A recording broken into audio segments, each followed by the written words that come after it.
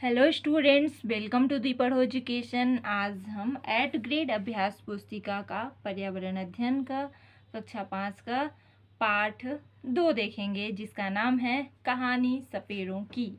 सबसे पहला क्वेश्चन है आपका, सही विकल्प चुनकर लिखिए। आ नंबर है, निम्न में से कौन सा बाजा सूखी लौकी से नहीं बनाया जा सकता है? तो इसमें से ढोल जो होता है वह सूखी लौकी से नहीं बनाया जा सकता, इसलिए हम तीसरा नंबर आंसर हो जाएगा। मैं किसानों का मित्र कहलाता हूँ, किसानों की फसल चूहों से बचाता हूँ। एक त्योहार पर मेरी यानी कि पर किसान मेरी पूजा करते हैं। तो यहाँ पे किसकी पूजा होती है? सांप की। हम क्या मनाते हैं? नाग पंचमी मनाते हैं, जिसमें हम सांप की पूजा करते हैं। अगला है, भारत देश में पाए जाने वाले सांपों में से जहरीले सांपों का समूह कौन सा है? तो इसमें से है नाग, दुबोइया, करैत। प्रश्न दा है, एक लड़की काले कपड़े पहनकर सांप की मुद्राओं में नृत्य कर रही है, यह नृत्य कहलाता है?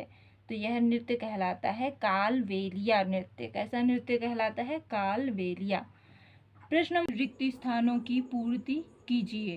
पहला है, हमारे देश में पाए जाने वाले कुछ सांप जहरीले होते हैं। सांप के जहर से बचाव की दवाई सीरम सांप के जहर से ही बनाई जाती है। तीसरा है, सरकार ने कानून बना दिया है कि ना तो कोई जंगली जीवों को पकड़ सकता है और ना ही उन्हें अपने पास रख सकता है। इससे सपेरों की रोजी रोटी में कठिनाई होगी।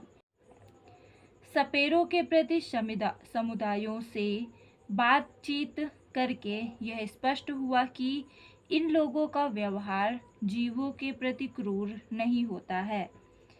प्रश्न नंबर 2,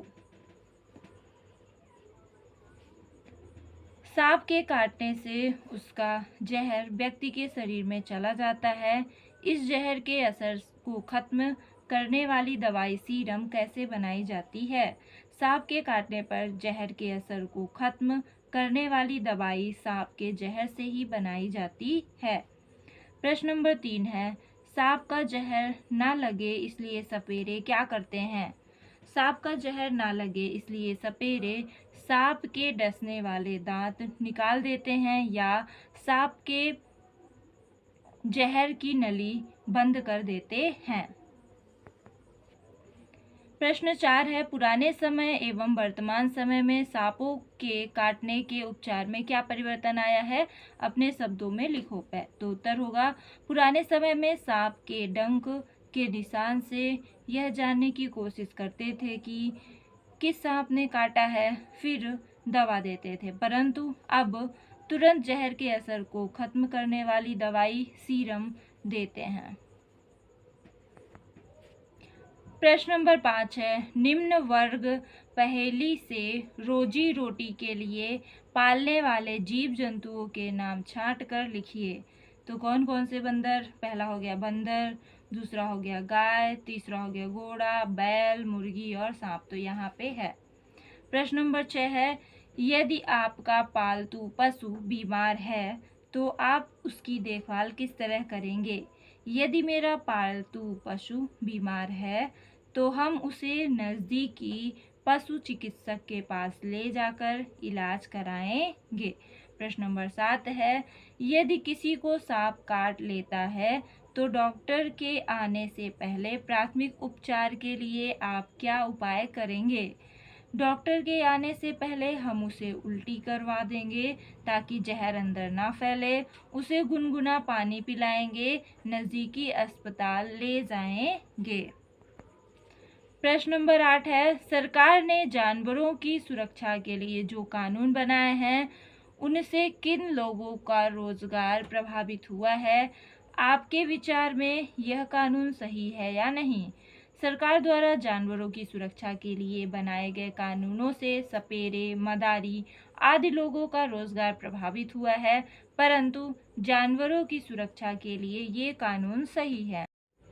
प्रश्न नंबर 9 है, राजू के खेत में सांप को देखकर वहां खड़े लोग उसे मारने का प्रयास करने लगे, परंतु राजू ने उन्हें सांप को मारने से रोका। सोचिए और बताइए कि राजू ने ऐसा क्यों किया होगा। आप राजू के स्थान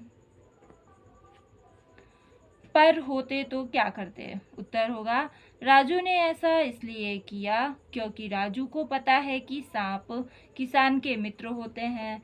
सांप फसल को चूहों से बचाते हैं। अगर हम होते तो हम भी राजू के जैसा ही करते। ये आपका चित्र दिया गया है, चित्र नंबर ए और चित्र नंबर बी।